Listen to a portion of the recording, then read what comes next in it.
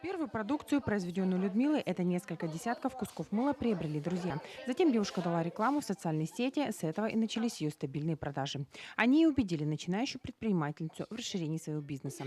Она арендовала небольшое помещение в бизнес-инкубаторе и сразу же получила большой заказ. Получила свой первый заказ от «Газпрома», изготавливала им символ года «Тигрят». 420 штук изготовила, мне очень понравилось, вдохновилась. Ну и вот как бы начала работать. Большие заказы идут на букеты, 8 марта, дни рождения. На ярмарках участвую.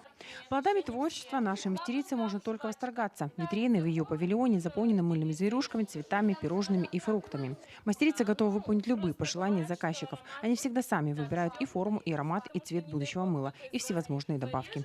Такая же возможность предоставилась и ученикам третьей городской школы, которые в день нашей съемки пришли на мастер-класс Людмилы. Я выбрал фигурку собаки. Я очень люблю кофе, так что я выбрал кофе, запах и кокос. А цвета взял фиолетовый, потому что это мой какой-то любимый темный ночной цвет. Но очень интересно, то что все смешивать, сбрызгивать, это очень интересно. А мне нравятся все вот эти опыты. Также Людмила набрала группу ребят, которые приходят по 3 раза в неделю на несложные, но очень интересные занятия.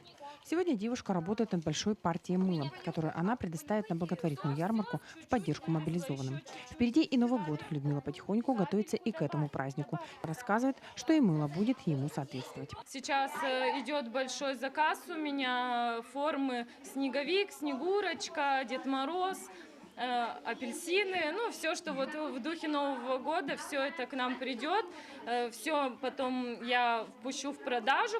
Уже через месяц эту красоту смогут приобрести все желающие ленчане. Нельзя не сказать, что цена на изделия Людмилы не отличается от магазина, поэтому спрос на продукцию нашей мастерицы постоянно растет.